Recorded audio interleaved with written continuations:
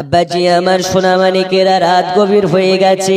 আমি আপনাদিগকে প্রথমেই বলেছি, রাত যত গভীর হয় আল্লাহ তত বান্দাদের নিকটবর্তী হয়ে যায়।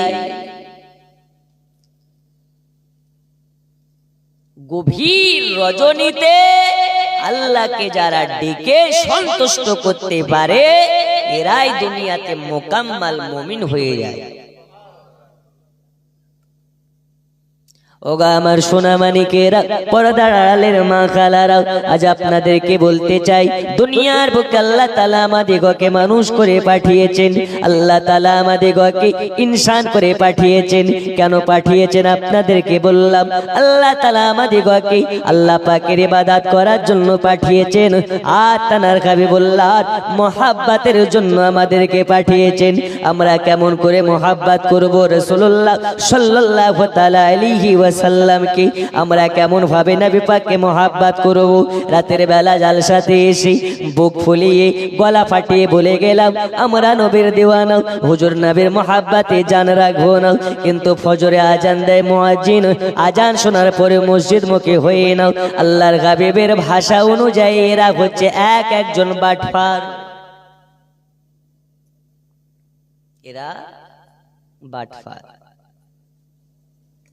বন্ধুরে আমার সোনামানিক, রাত অনেক গভীর। আজ আপনাকে বলি, নবীর দিওয়ানা হওয়া চারটেখানে কথা নয়। নবীর দিওয়ানা হতে গেলে অনেক কিছু বিসর্জন করা লাগে। বাড়ি গাড়ি টাকা করে নিয়ে আমরা ব্যস্ত হয়ে গেছি।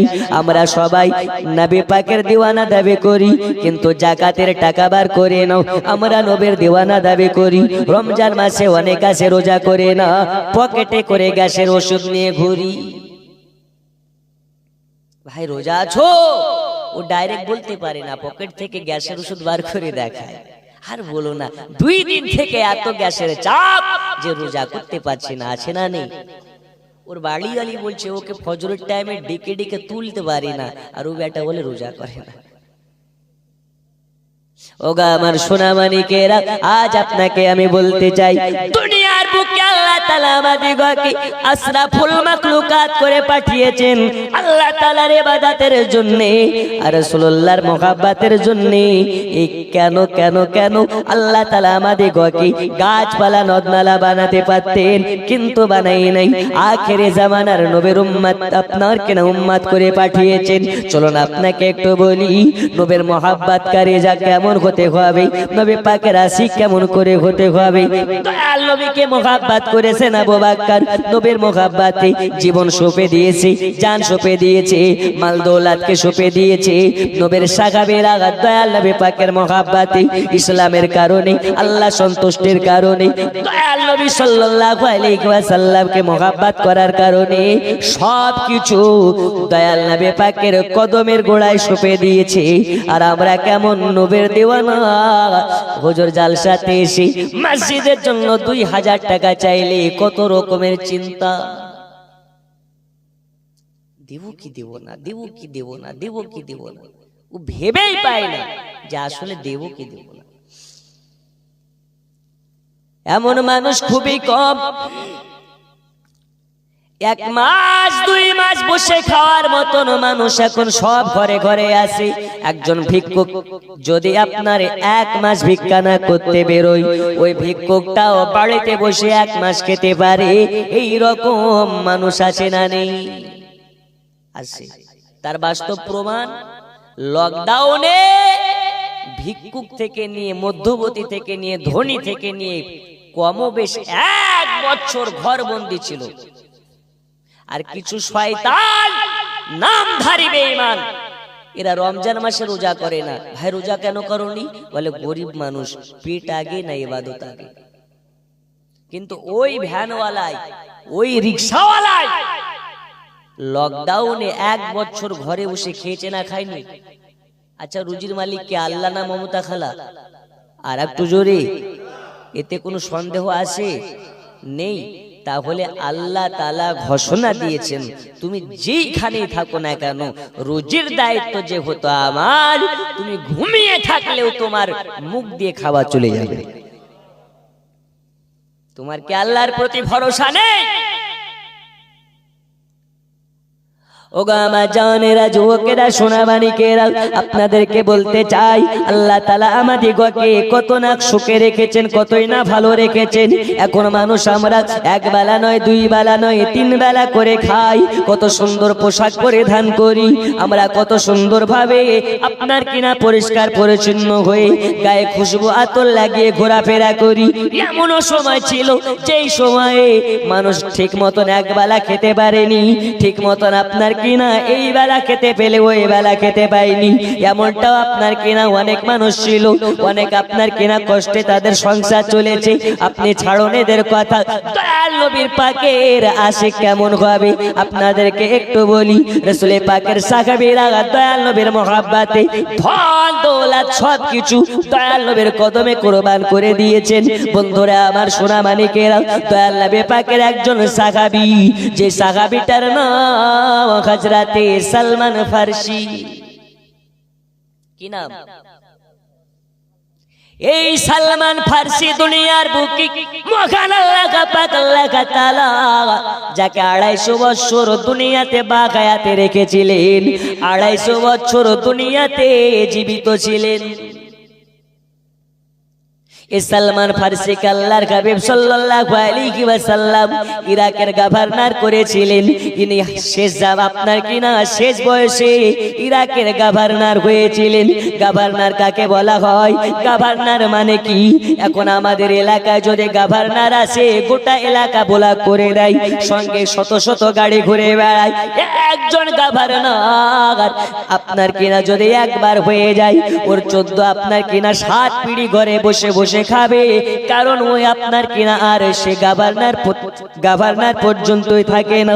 কোটি কোটি টাকা আপনার কিনা তার ব্যাংক ব্যালেন্স হয়ে যায়। দয়াল নবী সাল্লাল্লাহু আলাইহি ওয়াসাল্লামের আপনার কিনা সাহাবী হযরতে সালমান ফারসি ইরাকের গভর্নর হওয়ার পরে একদিন আপনার কিনা বাচ্চা ছেলের মতন টুকরে টুকরে টুকরে টুকরে কান্না করতেছেন। অন্যান্য সাহাবীরা যাওয়ার পরে বলেন, ওগো নবীজির সাহাবী, আপনি কেন কান্না করেন? আপনার চোখে কেন পানি? কেন কান্না করেন? কেন কান্না করেন? একটু যদি আমাদের সঙ্গে শেয়ার করতেন, তাহলে আমরা জানতে পারতাম আপনার কারণ, কান্নার কারণটা কি। ওই সময় সালমান ফারসি বলেছিলেন, আমি এই জন্য কান্না করি, আল্লাহ তাআলা জানিয়ে দিয়েছেন কুল্লু নাফসিন যায়িকাতুল মাউত, আল্লাহ যাকে জান দিয়েছে তার মৃত্যু অনিবার্য করে দিয়েছেন। আল্লাহ যাকে জান দিয়েছে তাকে মৃত্যুর স্বাদ চাখতে হবে। একদিন আমি মারা যাব, আর গভর্নর থাকবো না। একদিন আল্লাহর কাঠগড়ায় দাঁড়াতে হবে, হাসর হবে, মিজান পার হতে হবে, ফুলসিরাত পার হতে হবে। একদিন আমাকে মারা যাওয়া লাগবে। আল্লাহ তাআলা জানিয়েছেন যাদের সম্পদ আছে তাদের সম্পদের আপনার কিনা কৈফিয়ত দেওয়া লাগবে। যাদের ধন আছে, দৌলত আছে, এদেরকে ধন দৌলতের একদিন হিসাব দিতে হবে। আমি সালমান ফারসি একদিন মারা যাব, আর আল্লাহর কাঠগড়ায় আমাকে যদি দাঁড় করিয়ে আমার ধন দৌলতের সম্পত্তির যদি হিসাব চাই, আমি সালমান ফারসি সেই দিন কেমনে জবাব দেব? এই কারণে আমি সালমান ফারসি খুবই চিন্তিত হয়ে পড়েছি। আমার ধন সম্পদের তো আমি কৈফিয়ত দিতে পারবো না, আমি হিসাব দিতে পারবো না। দয়াল নবী সাহাবীরা ওই সময় সালমান ফারসিকে বলেছিলেন, না জানি আপনার দৌলত কত আছে, না জানি আপনার ধন কত আছে, যে আপনি এত চিন্তিত হয়ে পড়েছেন। আল্লাহর কসম, আল্লাহর কসম, আজ মহারাজপুর গ্রামবাসী আপনার যদি যারা পরিমাণ ঈমান থাকে, আপনার যদি একটু আপনার কিনা ভয় থাকে, আপনার যদি যারা পরিমাণ বিবেক থাকে, আপনি অবাক হয়ে যাবেন। এই সালমান ফারসির ধন সম্পত্তি শুনলে আপনার চোখ কপালে উঠে যাবে। কিতাবের মধ্যে লেখা হয়, হযরতে সালমান ফারসিকে জিজ্ঞেস করা হয়, আপনার কি সম্পত্তি আছে, আপনার না জানি কত ধন দৌলত আছে, একটু যদি আমাদেরকে বলতেন তাহলে আমরা ক্লিয়ার হয়ে যেতাম। ওই সময় সালমান ফারসি বলেছিলেন, আমার সম্পদ বলতে এইগুলোই, একটা আপনার মাথার পাগড়ি আছে, একটা জুব্বা আছে, একটা আবা আছে, একটা জায়নামাজ আছে, একটা ভাত খাওয়া খাওয়ার প্লেট আছে, একটা পানি পান করার গ্লাস আছে, আর একটি আপনার কিনা হাতের লাঠি আছে। এই ছাড়া আর আমার কিছু নেই, এই ছাড়া আর সম্পদ নেই। তাহলে আপনি কেন কান্না করেন? বলে আমি এই জন্য কান্না করি, এই সম্পদগুলোর যদি আমার কাছে হিসাব চাগাই, আল্লাহর কাঠ গড়াতে দাঁড়িয়ে আমি সালমান ফারসি হিসাব দিতে পারবো না।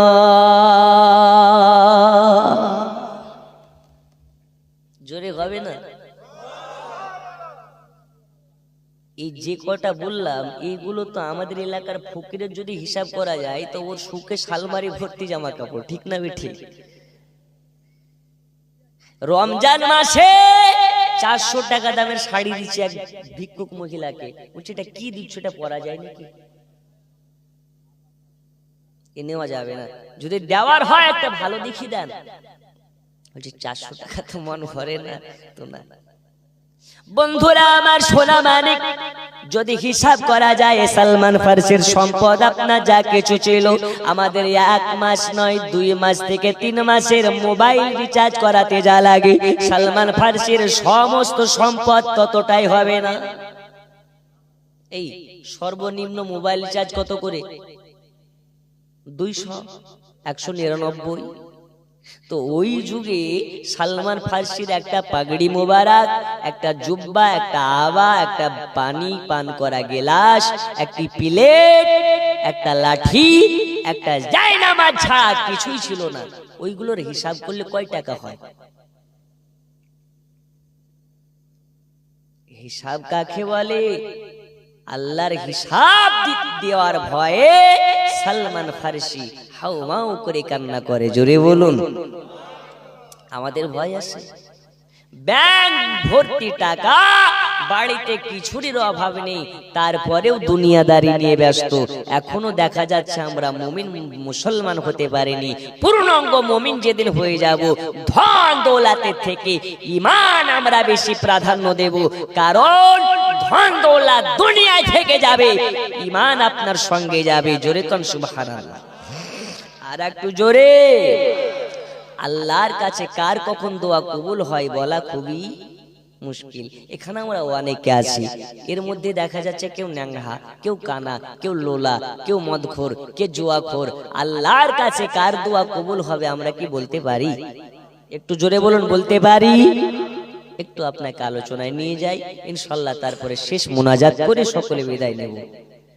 আল্লাহ তাআলা 1,24,000 পয়গম্বরকে দুনিয়ার ধরাধামে পাঠিয়েছিলেন। তার মধ্যে থেকে একজন পয়গম্বর, যেই পয়গম্বরটি সব থেকে গরম মেজাজি, সব থেকে গরম, সেই পয়গম্বরটার নাম হচ্ছে মুসা কালিমুল্লাহ। কি নাম বললাম? আর একটু জোরে। আচ্ছা, আপনাদের কি কষ্ট হচ্ছে নাকি? যাদের যাদের কষ্ট হচ্ছে একটু হাত তুলে দেখান। কষ্ট হচ্ছে বাবা? আচ্ছা আচ্ছা, যাই হোক, আপনি হিনা না দিয়ে থাকেন, পড়ে যায় না, পড়ে গেলে স্টক হয়ে যাচ্ছে এখনকার মানুষের। আমার ড্রাইভার আসছে, বলছে ভাই খাস করে মানুষকে ধাক্কা দিস না, এই ধাক্কা খেলেই পড়লে স্টক হয়ে যাচ্ছে। কেন হচ্ছে এত স্টক হওয়ার কারণ কি ইনশাআল্লাহ আপনাকে বলে যাব। আখেরি জামানায় কিয়ামতের আলামত হচ্ছে একটা আলামত, মানুষকে আঙুলের বাড়ি মারলেও সেই স্টক হয়ে যাবে। কেন? বিস্তারিত আলোচনার মধ্যে ইনশাআল্লাহ হবে। একটু আমার সাথে পড়ুন। ও গো মোদের জিন্দা নবী, তুমি মোদের সাহারা, তোমায় ছাড়া রইতে পারি না। ও গো মোদের জিন্দা নবী, তুমি মোদের সাহারা, তোমায় ছাড়া, আরো জোরে, তোমায় ছাড়া রইতে নবীজি আমরা তোমার পাগল দিওয়ানা, যেতে চাই সোনার মদিনা। জোরে বলো না আমি। আমরা তোমার পাগল দিওয়ানা, যেতে চাই সোনার মদিনা, ডেকে নাও শাহে মদিনা, যাব নবী তোমার আস্তানা, ইয়া রাসূলুল্লাহ ইয়া হাবিব, ইয়া রাসূলুল্লাহ ইয়া হাবিব। নবীজি আপনি না এলে ওগো কে জান তো খোদা কে বলে, নবীজি আপনি না এলে ওগো কে জান তো খোদা কে বলে। আপনি এসে দিলেন নবী, আপনি এসে দিলেন নবী স্বয়ং খোদার ঠিকানা, তোমায় ছাড়া রইতে পারি না, ইয়া রাসূলুল্লাহ ইয়া হাবিব, ইয়া রাসূলুল্লাহ ইয়া হাবিব। ওগো মোদের জিন্দা নবী, ওগো মোদের মায়ার নবী, তুমি মোদের সাহারা, তোমায় ছাড়া আরো জোরে, তোমায় ছাড়া রইতে পারি না। আল্লাহুম্মা সাল্লি আলা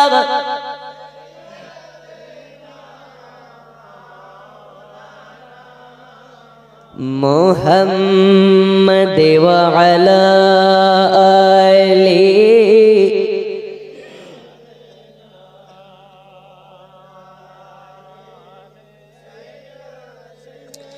মাওলানা মুহাম্মদ সাল্লাল্লাহু তাআলা আলাইহি ওয়াসাল্লাম।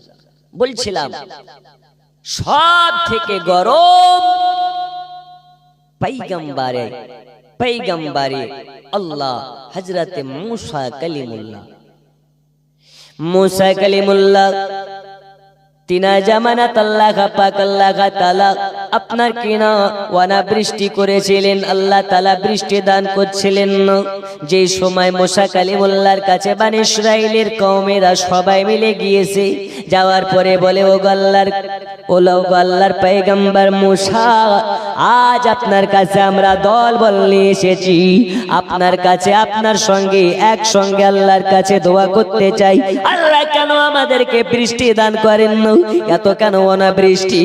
আজকে আমাদের সবাইকে আপনি আমাদেরকে সাথে নিয়ে আল্লাহর কাছে দোয়া করুন, আল্লাহ যেন আপনার ওয়াসিলাতে আমাদের মাঝে বৃষ্টি দান করে। জোরে কান সুবহানাল্লাহ। বন্ধুরে আমার সোনা মানিক, এবারে হযরতে মুসা কালিমুল্লাহ সবাইকে নিয়ে একসঙ্গে আল্লাহর কাছে হাত তুলে দোয়া করতে লেগেছেন। আল্লাহ তাআলা মুসা কালিমুল্লাহর দোয়া কবুল করলেন না, যতজন ছিলেন কারো দোয়াকে কবুল করলেন না। আল্লাহ তাআলা বৃষ্টি দান করলেন না, বরঞ্চ বৃষ্টির বদলে আরো আকাশকে পরিষ্কার করে দিয়েছেন। আরো গরম লাগতেছে, আরো সূর্যের পাওয়ার বেড়ে গেছে, আরো আপনার কিনা গরমের ডিগ্রি বাড়তে আছে।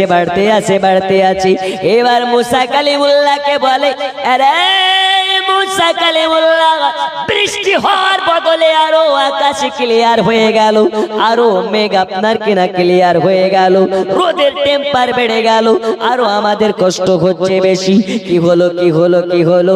ওই সময় মুসা কালিমুল্লাহ বলেছিলেন, এমন কেউ আসো যার জিন্দেগিতে জন্মের পর থেকে নিয়ে আজ পর্যন্ত কোনোদিন পাপ করো নাই, কোনোদিন গুনাহ করো নাই, এই ব্যক্তি ছাড়া সবাই এইখান থেকে চলে যাবে, সে থাকবে যে আপনার জন্মের পর থেকে নিয়ে আজ পর্যন্ত কোনোদিন গুনাহ করে নাই।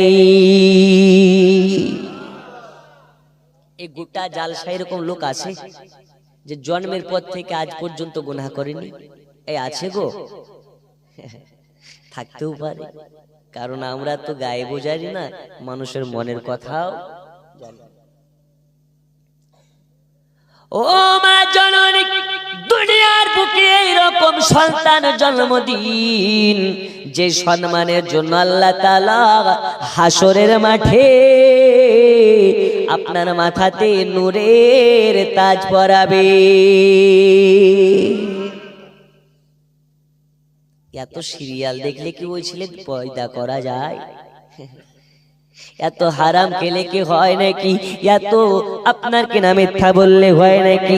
দয়াল নবী সাল্লাল্লাহু তাআলা আলাইহি ওয়াসাল্লাম বলেছেন, যে বাড়িতে সকাল সন্ধ্যা কোরআন তেলাওয়াত করবে আল্লাহর ওই বাড়িতে অগণিত রহমত বর্ষিত হবে। বন্ধুরা আমার সোনা মানিক, রাত গভীর করতে চায় না, সংক্ষেপে আপনাকে আলোচনার দিকে একটু নিয়ে গিয়ে আখেরে মোনাজাত করে আমরা সকলে মা হারিয়েছি, বাবা হারিয়েছি, অনেকে আছি আমরা সন্তান হারিয়েছি, অনেকে আছে আমরা অনেক আপনার আত্মীয় স্বজনকে বা হারিয়েছি। সবার জন্য আখেরি বেলায় শেষ মোনাজাত করে আমরা বিদায় নেব। আচ্ছা বলুন, নবীর মোহাব্বতে আর কিছুক্ষণ সময় দিতে পারবো কি পারবো না? পারবো। যারা যারা পারবো দুই হাত তুলে বলুন ইনশাআল্লাহ। আরো জোরে। জি, এই হাত তোলা আমার নবী দেখতে পান, কারণ দয়াল নবীকে আল্লাহ ক্ষমতা দিয়েছে, তাই নবী পারে। আমরা বলি না এটা নবীর ডাইরেক্ট ক্ষমতা, আল্লাহ দিয়েছেন তাই পারে। কে দিয়েছেন? সমস্ত ক্ষমতার মালিক কে? আরো জোরে কে? তাহলে নবীকে ক্ষমতা দিয়েছেন আল্লাহ, আর এই দুনিয়ার মোল্লা ওই ক্ষমতা দেখে হিংসা করে না, এই নবী পারে না, নবী গায়েব জানে না, নবী আসতে পারেন না। আরে নবী গায়েব জানেন কি জানেন না, আজকে আপনাকে এই আলোচনার মধ্যে থেকে ইনশাআল্লাহ ক্লিয়ার করে দেব। বলুন ইনশাআল্লাহ। চলো, মুসা কালিমুল্লাহ বললেন, জন্মের পর থেকে নিয়ে আজ এই দুয়াতে শামিল হওয়া পর্যন্ত যে কোনদিন পাপ করনি, সেই ব্যক্তি ছাড়া সবাই চলে যাও। এইবার জানো, শত শত লোকের মধ্যে থেকে সব লোক চলতে লাগলো, যেতে লাগলো, যেতে লাগলো। কিছু লোক থেকে গেল, তাদেরকে নিয়ে মুসা কালিমুল্লাহ আবার দোয়া করতে লেগেছে। দোয়া শেষ হয়ে গেল, আল্লাহ বৃষ্টি দান করলেন না, অনাবৃষ্টি হয়ে থেকে গেল, আকাশের দিকে তাকানো যায় না, আরো যেন রোদের টেম্পার বেড়ে গেল। মুসা কালিমুল্লাহকে বলে, ও গো মুসা কালিমুল্লাহ, আল্লাহর পয়গম্বর মুসা কালিমুল্লাহ, এ যেন আরো গরম বেড়ে গেল, আরো আমরা কষ্ট পাচ্ছি বেশি। কি ব্যাপার, কি ব্যাপার? আল্লাহ কেন আপনার দোয়া কবুল করেন না?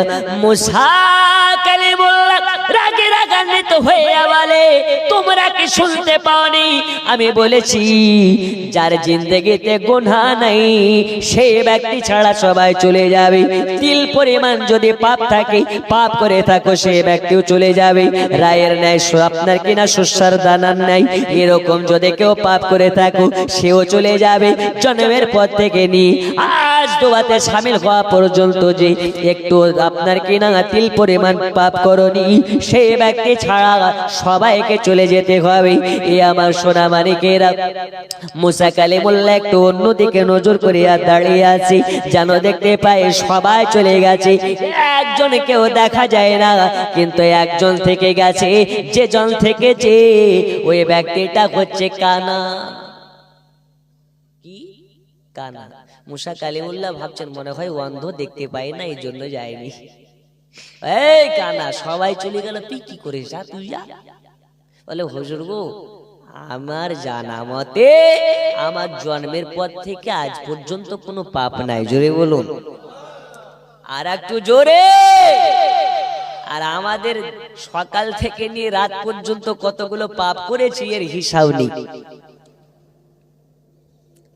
रोजी खुदा ने दी है खिलाते हैं मुस्तफा, रोजी खुदा ने दी है खिलाते हैं मुस्तफा, दुनिया है खुदा की चलाते हैं मुस्तफा।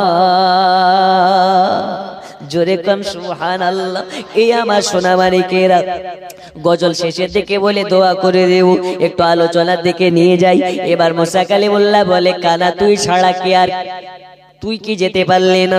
ওই সময় ওই অন্ধ ব্যক্তিটা বলে, ও আল্লাহর পয়গম্বর, আজ পর্যন্ত আমি কোনোদিনও পাপ করিনি, তবে একটা আপনার কাছে প্রশ্ন করতে চাই, যদি এটা পাপ হয় তাহলে আমি চলে যাব, আর যদি পাপ না হয় তাহলে আমার লাইফে একটা পাপ নেই, তিল পরিমাণ পাপ নেই, সরষার দানার মতনও পাপ নেই। বলে হুজুর আমি কি বলতে পারি? মুসা কালিমুল্লাহ বলে, বলো বলো তোমার সেটা কি, কি জানতে চাও বলো বলো বলো। তখন ওই অন্ধকানা ব্যক্তিটা বলেন, ও আল্লাহর পয়গম্বর মুসা কালিমুল্লাহ, একদিন আমি রাস্তা দিয়ে হেঁটে হেঁটে যাচ্ছিলাম, একটি বাড়ির দরওয়াজা খোলা ছিল, ওই বাড়ির দরওয়াজার ভিতরে একটা মহিলা নারী দেখা যাচ্ছিল, আর আমার এই চক্ষু ওই নারীটার দিকে বারে বারে চলে যাচ্ছিল, যেই কারণে আমার এই চক্ষুটাকে আমি নিজেই নষ্ট করে ফেলেছি, আমার চক্ষুকে আপনার কিনা নিজে তুলে ফেলেছি। এই কারণে তুলেছি, যেই চোখ পর নারীর দিকে তাকিয়ে দেয়, যেই চোখ পর নারীর দিকে নিয়ে যাই, আমি ওই চক্ষুকে রাখতে চাই না। এই কারণে আমি আমার নিজের চোখকে নিজে তুলে ফেলেছি। আমি জানি না এটা কি পাপ কি পাপ না। আরে পাপ আল্লাহ মাফ করবেন কি করবেন না। যদি পাপ হয়ে থাকে তাহলে আমি চলে যাব, আর যদি পাপ না হয়ে থাকে আমার জীবনে আমার মনে পড়া, আমার জীবনে আমার মনে পড়ে না আমি কোনোদিনও পাপ করেছি কিনা। জোরে বলুন সুবহানাল্লাহ। কেমন তিনি একজন নারীর দিকে একবার চোখের নজর পড়ে গেছে, তাই চক্ষুকে তুলে ফেলেছে। আর আমরা কি করি? একবার দেখেছি, আবার দেখে, আবার দেখে, আবার দেখে। আর জালসার মেলাতে যুবক যুবতী ঘুরছে, আর ওর বাপ মা এখানে বসে জালসা শুনছে। আল্লাহর ফারিস্তারা বলছে, এখানে সুবহানাল্লাহ বলে কোনো লাভ নাই, একবার আয় তোকে বাটাম দিয়ে বাটমাতে বাটমাতে জাহান্নামে দেব। কারণ ওই বাপ কা পুরুষ, যেই বাপ নিজের মেয়েকে পর্দার ভিতরে রাখতে পারে না, ওই স্বামী কা পুরুষ, যেই স্বামী নিজের স্ত্রীকে পর্দার ভিতরে রাখতে পারে না, ওই ভাই কা পুরুষ, যে ভাই নিজের বোনকে পর্দার ভিতরে রাখতে পারে না। এই আমার কথায় কি রাগ হচ্ছে নাকি? কষ্ট হচ্ছে? যে রাগ হলে কিছু করার নেই। একটা মহিলার জন্য চারটি পুরুষকে জাহান্নামে যেতে হবে। কয়জনকে বলে যাব? ওই 4 জনকে। আচ্ছা, এই গ্রামের মা খালারা কি লক্ষ্মীর ভান্ডার পায়? লক্ষ্মীর ভান্ডার নেওয়া যাবে কি যাবে না বলে যাব ইনশাআল্লাহ তাআলা। আর এই 4 জন পুরুষকে কোন কোন ব্যক্তি জাহান্নামে যাবে এটাও বলে যাব। তাহলে কি ক্লিয়ার হলো? একজন পর নারীর দিকে যদি একবার চোখ যাওয়ার কারণে এই মুসা পয়গম্বরের উম্মাত যদি চোখ তুলে ফেলতে পারে, এই ব্যক্তিটা না জানে কোন ব্যক্তি। ও গো আমার জানেরা, যুবকেরা, সোনামানিকেরা, আপনারা গভীর রাত পর্যন্ত অতিক্রম করে সুবহে সাদেক হয়ে আসে, আপনার কিনা হয়ে আসার মুহূর্ত পর্যন্ত বসে আছেন। ইনশাআল্লাহ তাআলা আপনাদের জন্য বাংলা, বিহারি, ভোজপুরি সব গজল বলবো। তবে আপনাদেরকে বলি, আচ্ছা বলুন তো, দুনিয়ার বুকে এই রকম বর্তমান মানুষ পাওয়া যাবে নাকি যে পরের স্ত্রীর দিকে একবার চক্ষু চলে যাওয়ার জন্য চক্ষু তুলে ফেলেছি? মুসা পয়গম্বরের উম্মতকে তখন বলেন, হযরতে মুসা কালিমুল্লাহ বলতেছেন, আরে আমার উম্মত, আজ তোমাকে আমি বলে দিই, আল্লাহ তাআলা তোমাকে মাফ করে দিয়েছে। আর এটাও প্রমাণ হয়ে গেছে, তোমার জন্মের পর থেকে আজ পর্যন্ত মনে হয় কোনো দিন পাপ করো নাই। আজ আল্লাহ দরবারে আমি মুসা, আমার দোয়া কবুল হবে কে জানি না, তবে এটা আমি শিওর হয়ে গেলাম, আজ যদি তোমাকে নিয়ে দোয়া করা যায়, আল্লাহ তাআলা অনাবৃষ্টি রাখবে না, বৃষ্টিতে ভরপুর করে দেবে। এবারে মুসা কালিমুল্লাহ আল্লাহ ওই অন্ধ ব্যক্তিটাকে নিয়ে আল্লাহর কাছে দোয়া করেছি, আল্লাহ সঙ্গে সঙ্গে বৃষ্টি দান করেছি। তা বলে বোঝা গেল কানা বলে অবহেলা করা যাবে না, কালো বলে অবহেলা করা যাবে না, দুঃস্ব বলে অবহেলা করা যাবে না, অভাবী বলে আপনার কিনা অবহেলা করা যাবে না। কালো বলে যদি অবহেলা আপনার কিনা করা লাগতো, কালো বলে কালো হয়ে যদি আল্লাহর কাছে প্রিয় না হওয়া যেত, তাহলে বেলাল রাদিয়াল্লাহু তাআলা আনহু কালো হয়ে কোনোদিন আল্লাহর প্রিয় হতে পারতেন না। হযরতে বেলাল রাদিয়াল্লাহু তাআলা আনহু তাহলে দয়াল নবীর প্রিয় হতে পারতেন না। আপনার আমার নবীজি বেলাল রাদিয়াল্লাহু তাআলা আনহুকে বলেছিলেন, এই বেলাল শোনে না, তুমি বেলাল সবার আগে জান্নাতে যাবে, তুমি আবু বকরের আগে জান্নাতে যাবে, তুমি উমরের আগে জান্নাতে যাবে, তুমি আলীর আগে জান্নাতে যাবে, তুমি হযরত ওসমান গনির আগে জান্নাতে যাবে। ওই সময় হযরত বেলাল রাদিয়াল্লাহু তাআলা আনহু আবেগের ভাষায় বলে ফেলেছিলেন, ওগো নবীজি, আমি কি আপনার আগেও জান্নাতে যাব নাকি? দয়াল নবী আমার বলে, বেলাল যাও যাও, আমি তোমাকে জানিয়ে দিই, তুমি আমার আগেও জান্নাতে যাবে। আর একটু জোরে, নবীর দেশে চলো না,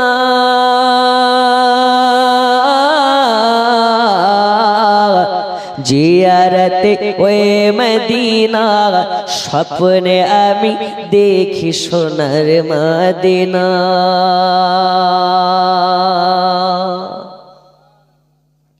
আমার নবী নূরের নবী, দো জাহানের ধানের ছবি, জোরে বলুন। আমার নবী নূরের নবী, দো জাহানের ধানের ছবি, ওই নবীকে দেখার তারে মন হলো মোর দিওয়ানা, স্বপ্নে আমি দেখি সোনার মদিনা। ওগো নবীর দেশে চলো না, জিয়ারতে ওই মদিনা, স্বপ্নে আমি দেখি সোনার মদিনা। জোরে কানে ইয়া রাসূলুল্লাহ। আল্লাহ তোমার কাবা ঘর রেখো আমায় মেহমান করি, আল্লাহ তোমার কাবা ঘর রেখো আমায় মেহমান করি। কত হাজিরা সব তপ করে, আমার যাওয়া হলো না, স্বপ্নে আমি দেখি সোনার মদিনা। নবীর দেশে চলো না,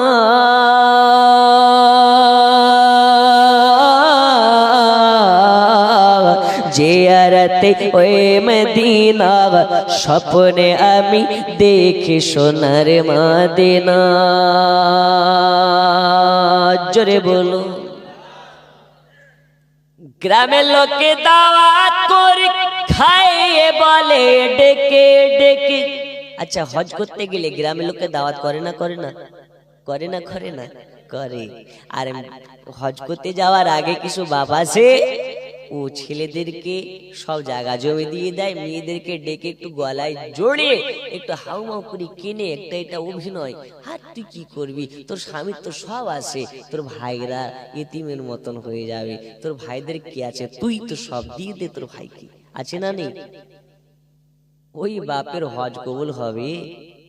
আল্লাহর কাবা ঘরের গেলাফ ধরে কি ওই বাটফারের দোয়া আল্লাহর কাছে কবুল হবে? যে অন্যের হক মেরে খায়, ওর দোয়া আল্লাহর কাছে কবুল নাই। যে অন্যের হক মারবে, ওর দোয়া আল্লাহর কাছে কবুল নাই। যেমন যাকাতের পয়সা বার করতেই হবে, কারণ যাকাত আপনার জন্য নয়, যাকাত কার জন্য? গরিব অসহায় মাদ্রাসা তলবে ইলমেদের জন্য। যাকাত কি জন্য দেব? নবী আমার বলেছেন, এই পৃথিবীতে কেউ কারো দাস থাকবে, কেউ কারো মালিক থাকবে না, আর কোন মালিকের দাস থাকবে না।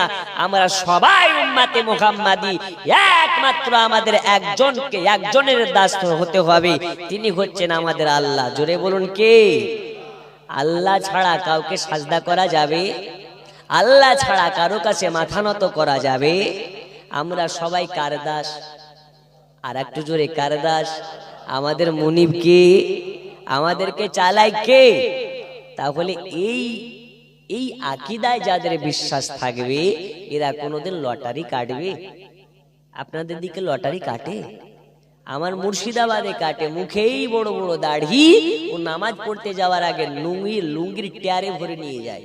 নামাজ হয়ে গেল, এবার মসজিদের ইমাম সাহেবকে বলছে, হুজুর একটু দোয়া করবেন, 4 সেম কেটেছে, যদি হয়তো 20,000 টাকা দেব। ওই ইমাম সাহেব বলছে, গোটা 12 মাস ইমামতি করে 20,000 টাকা তো দেয় না, 6 থেকে 7,000 টাকা। একটা ঘটনা আপনাকে বলি, দেখুন ইনশাল্লাহ আপনি ক্লিয়ার হবেন। শেষ রাত, জীবনের দিকে যাচ্ছে না, কাটা কাটা ওয়াজি ইনশাল্লাহ মোনাজাত হবে।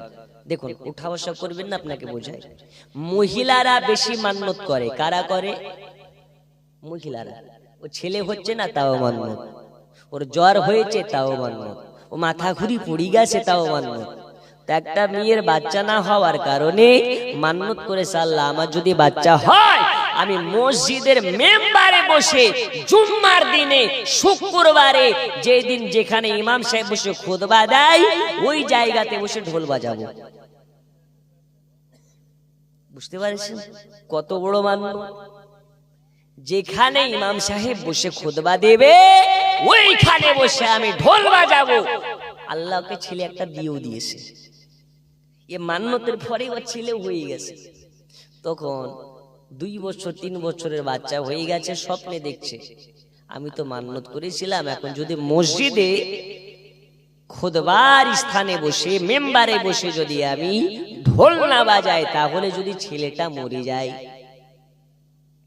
মাথায় টেনশন ঢুকে গেছে, কি করা যায় কি করা যায়। এখন একজনের কাছে গেলে হাল হবে, তিনি হলেন কে?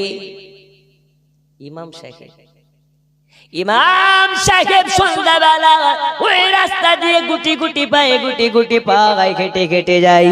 ইমাম সাহেব মানে ভদ্র নরম ইমাম সাহেবেরা যদি একটু আপনার কানে হেডফোন ভরে তো বলবে কানে হেডফোন কে? ইমাম সাহেব হয়ে এত সুন্দর আতর মাখো কেন? ইমাম সাহেব হয়ে পাড়ায় আসো কেন? ইমাম সাহেব হয়ে চায়ের দোকানে আসো কেন? ওই ইমাম সাহেবকেও সমাজের বাইরে করে দিতে চায়। আচ্ছা, ইমাম সাহেব বলে কেউ মানুষ না? একটু জোরে বলুন, মৌলবি মানে কি মানুষ না? ওর কি ইচ্ছা জাগে না একটু যদি রঙিন পোশাক পরি নাই, হুজুর হয়ে এত রঙাচাঙা কেন? তো তুই পড়বি একা।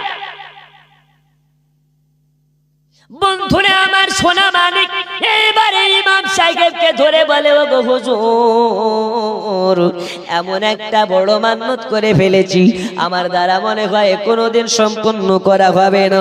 আপনার কাছে আমি হাত পা ধরে বলি, হুজুর আমার মান্নতের একটা হাল করে দেওয়া লাগবে। বলে, কে মান্নত করেছো? বলে, হুজুর আমার মান্নতটা হলো মসজিদে আপনার স্থানে বসে আমি ঢোল বাজাবো জুম্মার দিনে। তুই কি পাগলি হয়ে গেছিস নাকি রে? এটা কোনো মান্নত হলো? এ মান্নত করলে পিঠে চামড়াও থাকবে না আর ইমানও থাকবে না। থাকবে? ইমাম সাহেবকে বলে, হুজুর যা করে হোক হাল করে দেওয়া লাগবে, আর এটা যদি করে দিতে পারেন তাহলে আপনাকে 20,000 টাকা উপহার দেওয়া হবে। ইমাম সাহেব তখন বলছে, আমার বেতন হচ্ছে মাসে 6,000 টাকা, তা এখনো 7 মাসের বেতন বাকি আছে, বাড়িতে ভয়ে যেতে পারে না, স্ত্রীর সামনে দাঁড়াতে পারে না, কি করা যায়? 20,000 টাকা যখন দেবে, আচ্ছা নিয়ে নি, আচ্ছা দাও অ্যাডভান্স দাও 10,000 টাকা, দেখি কি করা যায়। এখন 10,000 টাকা নিয়ে ও চিন্তা করতেছে, কি করি। মেয়েটা বলল, 10,000 টাকা এখন দিলাম, 10,000 টাকা ঢোল বাজাবে, আমি জানলা দিয়ে দেখবো, তারপরে কার দেব। বুধবার চলে গেল, বৃহস্পতিবার চলে গেল, জুম্মা রাত্রি বেলা ইমাম সাহেবের ঘুম আসে না, কি করি। এখন যদি আমি ঢোল বাজাই তাহলে পিঠের চামড়া যাবে, তার সাথে সাথে ইমামতিও যাবে। আর যদি ঢোল না বাজাতে পারি তাহলে 10,000 টাকা ফেরত দেওয়া লাগবে, আর 10,000 টাকা পাওয়া যাবে না। এখন ইমাম সাহেব কি করেছে, ও তো মাদ্রাসায় পড়েছে, মাদ্রাসায় পড়ার জামানাতে একজন তালিবে ইলমের বুদ্ধি, আর একসঙ্গে যদি একসঙ্গে 100টা মাস্টার ডিগ্রি করা আপনার কিনা ছাত্র একদিকে হয়, আর মাদ্রাসার আম্মা পড়া ছাত্র যদি একদিকে হয়, 10 জন মাস্টারের ছাত্রকে পেছনে করে দেবে একজন তালিবে ইলমে। জোরে বলুন, করে দেবে, কারণ এদের হিটলারি বুদ্ধি আছে।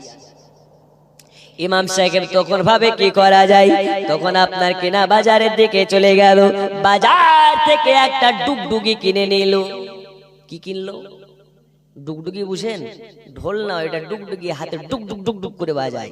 ফেরিওয়ালা যারা চুল কিনে বেড়ায়, আচার বিক্রি করে বেড়ায়, ডুগ ডুগ ডুগ ডুগ করে বাজিয়ে বেড়ায়। ওই ডুগডুগি কিনে নিয়ে এসে, আর জুম্মার দিন আজানও হয়ে গেল, কি করা যায়, ওই ডুগডুগিটা পকেটে নিয়ে চলে গেল। জুম্মার দিন বক্তব্য আপনাদের ইমাম সাহেব দেয় কি দেয় না? দেয় তো, 40 মিনিট 30 মিনিট 10 মিনিট বক্তব্য দেয়। বক্তব্য দিচ্ছে, আর ওই মেয়েটা জানলার কাছে দাঁড়িয়ে আছে, ঢোল বাজালে আমার মান্নত পূরণ হয়ে যাবে, আর ঢোল না বাজাতে পারলেই সমস্যায় পড়ে যাবে। ইমাম সাহেব তখন বলতেছে কি করা যায়, কি করা যায়, ঢোলটা পকেটে ভরে রেখেছে। ইমাম সাহেব বলে, আচ্ছা আপনারা কি জানেন আমাদের সমাজে এখন বাদ্যযন্ত্র নিয়ে কত হারাম পুনাম কাজ করা হয়? আজ আপনাদেরকে বলি, শরিয়াতের বিধানে ঢোল বাজনা তামাশা হারাম। ঢোল বাজনা আপনারা কি জানেন? বলছে হ্যাঁ হুজুর, এই কথা যখন ছোট ছিলাম তখন থেকে জানি ঢোল বাজনা হারাম। যে হারাম সেটা জানেন, কিন্তু কি করে ঢোল বাজানো হারাম উঠে কি জানেন? হারাম এটা তো জানেন, তবে কি করে ঢোল বাজালে হারাম হয় ওটাকে জানেন নাকি? বলছে হুজুর না জানি না। তখন পকেট থেকে ডুগডুগিটা বাজিয়ে আপনার কিনা বার করে ডুগডুগ ডুগডুগ করে বাজাতে লেগেছে। দেখেন এইরকম ভাবে ডুগডুগ করে বাজানো হারাম। ওই মেয়েটা বলছে যাক, ইমাম সাহেবের হিটলারি বুদ্ধি আসে বটে, ও ঢোলও বাজিয়ে নিল, 20,000 টাকাও নিয়েও নিল, আবার চাকরিও বাঁচিয়ে মানুষকে বোকাও বানিয়ে দিল। তো ইমাম সাহেব এখন আপনাকে শুধুমাত্র এটা উপমা স্বরূপ বোঝালাম, যারা ইমাম হয় এদের আল্লাহ অনেক বরকত দিয়েছে, বরকত না দিলে তো চলে না। তবে ইমাম এদের মতন কষ্টে কেউ থাকে না, এদের বুক ফাটে তো মুখ ফুটে না, কিন্তু কারো দ্বারে গিয়ে হাত পাতে না। এ পাতে, একটু জোরে বলুন পাতে। ইমাম সাহেব না খেতে পেলে আপনার বাড়িতে গিয়ে কি বলে যে খেতে পাইনি, কিছু দাও? নাই। আল্লাহ এদেরকে খুবই ভালোবাসে। আল্লাহর কসম, আপনি একজন বিবেকহীন ব্যক্তি 1 বছর পরে একদিন জালসাতে 20,000 টাকার বক্তা নিয়ে আনছেন, 2 ঘন্টা বলে 20,000 টাকা নিয়ে যাচ্ছে, আপনার আপত্তি নেই। কিন্তু ইমাম সাহেবকে গোটা মাস খাটিয়ে 8,000 টাকা দিচ্ছেন, তারপরেও গোলামতি করিয়ে 6 মাস পরে 7 মাস পরে আপনি বেতনকে আটকে রাখছেন, আপনার নামাজ হবে না ওই ইমামের পেছনে। ইমাম যদি সন্তুষ্ট না হয় আপনার নামাজ হবে না। ইমামকে সন্তুষ্ট করেন, তারপরে বছরে জালসা দেন। আর এখন কি হচ্ছে, সব উল্টা। আল্লাহ আমাদের সকলকে সঠিক বুঝবার তৌফিক দিন। জোরে বলুন আমিন। আর একটু জোরে। আমি রাত্রি বোধহয় 2টার সময় উঠেছি, 3টা বেজে গেল, 1 ঘন্টা হয়ে গেল। আর 5 মিনিট বলবো না, দোয়া করে দেবো? বলবো? আচ্ছা একটা গজল বলি, তারপর দোয়া করে দিই। বন্ধু আমার সোনা মানিকেরা, রাত্রে 2টা হয়ে গেছে, আপনাদেরকে আমি 3টা হয়ে গেছে, আপনাদেরকে আমি আর লম্বা টাইম না করি, লম্বা টাইম কি আর আগে না বাড়ি আখেরে মোনাজাত করে বিদায় নেব। তবে আপনাকে বলি, নবী আমার বলে দিলেন, বেলাল যাও যাও, তুমি আমার আগেও জান্নাতে যাবে। আচ্ছা 30 টাকা, এই 50 টাকা আমার, গজলটাও বলে দেবো না? আচ্ছা মাশাআল্লাহ, বসুন। নবী বললেন কি, বেলাল তুমি আমার আগেও জান্নাতে যাবে। তখন বলছে হুজুর গুস্তাখি মাফ করে দিবেন, আপনার আগে জান্নাতে কিভাবে যায়? আপনার কদম তলে আমি বেলাল কুরবান হয়ে যাব, আমার খানদান কুরবান হয়ে যাক, আপনার আগে জান্নাতে যেতে চাই না। জোরে বলুন। তো নবী বলছেন বেলাল আমি যেটা বলি এটা আমার মতন করে বলি না, আল্লাহ যা বলিয়ে নাই সেটাই বলি, এটাই সিদ্ধান্ত, তুমি আমার আগে জান্নাতে যাবে। কি করে? সংক্ষিপ্ত আকারে বোঝায়। নবী আমার বললেন আমি সবার আগে জান্নাতে যাব, কিন্তু আল্লাহ তাআলা আমাকে উটের উপরে সওয়ারি করে নিয়ে যাবে। কিসের উপরে? আর ওই উটের লাগামদার হবে বেলাল তুমি, লাগাম টেনে টেনে আগে আগে যাবে তুমি, দরওয়াজা জানলার খোলা হবে। আচ্ছা বলো তো যে সওয়ারির উপরে থাকবে সে আগে জান্নাতে পা রাখবে, না লাগাম ধরে যে টানবে সে আগে জান্নাতে পা রাখবে? আর একটু জোরে। নবী আমার বললেন বেলাল তুমি আমার সওয়ারির লাগামদার হবে, তুমি আমার আগে জান্নাতে প্রবেশ করবে, এটাই হলো সিদ্ধান্ত। নবী পাকের আপনার কিনা দেওয়ানা হযরতে বেলাল বলছেন নবী গো আপনার কদম তলে আমার খানদান কুরবান হয়ে যাক, আপনার মতন রহমাতুল লিল আলামিন নবী আল্লাহর দুনিয়াতে পাঠাবেন না, কারণ আপনি হচ্ছেন খাতামান নবিয়্যিন। জোরে বলুন। আর একটু জোরে। গজল বলে ইনশাআল্লাহ শেষ করে দিচ্ছি। আর একটু দুই হাত তুলে কোন বলেন ইয়া রাসূলুল্লাহ। আর একটু জোরে। এই আওয়াজ ফিলিস্তিনি মুসলমানের মতো নয় গো, এই জন্য ইসরায়েলি কেমন গন্ধ পাচ্ছি। ফিলিস্তিনের বাচ্চা বাচ্চা আওয়াজ তুলে তো ইসরায়েলের গোটা ইসরায়েলে ভূমিকম্প উঠে যায়। জি একটু জোরে নারী তাকবীর। শেষ পর্যন্ত আশেপাশের ওয়াহাবিরা যেন বুঝতে পারে। আর যদি আশেপাশে দেখবেন ওয়াহাবিরা ডাবচোর হয়, খবর নেননি? ওরা রাত্রিবেলায় 2টার সময় উঠে 3টা পর্যন্ত ডাব পরিষ্কার করে। তো আশেপাশে যদি কোনো ডাব গাছ থাকে আর ওয়াহাবি মোল্লা যদি ডাব চুরি করতে উঠে, নারে তাকবীরের ধ্বনিতে যেন ডাব গাছ থেকে পড়ে মরে যায়। কথা বুঝেননি? একটু জোরে নারী তাকবীর। যদি এর থেকে আওয়াজ থাকে একটু হুসাইনি আওয়াজে না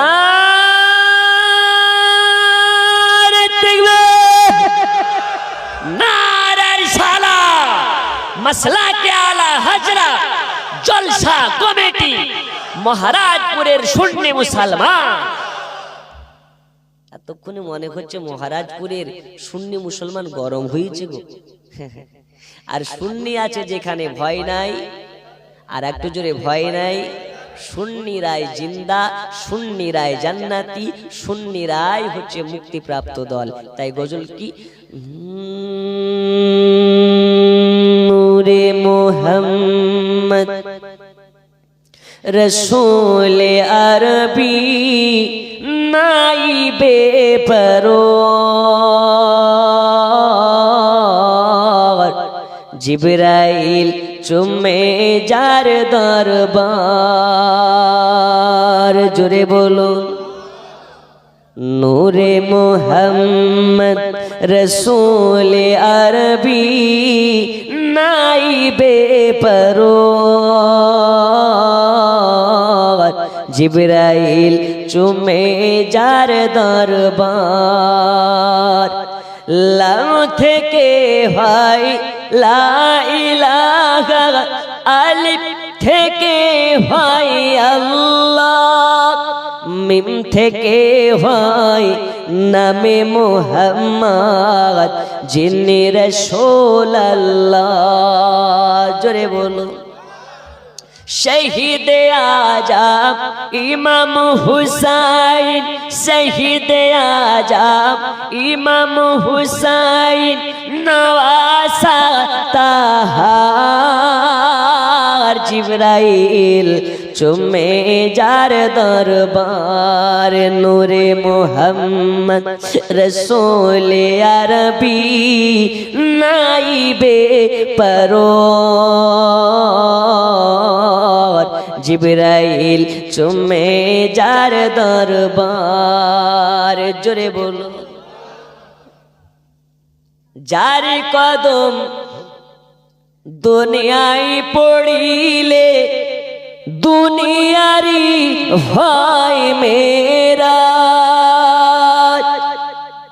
রসুল পাকের জুতা মুবারক আর সে আজিমের তাজ, জোরে বলুন। যার কদম দুনিয়ায় পড়িলে দুনিয়ারি হয় মেরা, রসুল পাকের জুতা মুবারক আর সে আজিমের তাজ। ওই নবীর রওজা দেখিলে, ওই নবীর রওজা দেখিলে হবে জান্নাতের হকদার।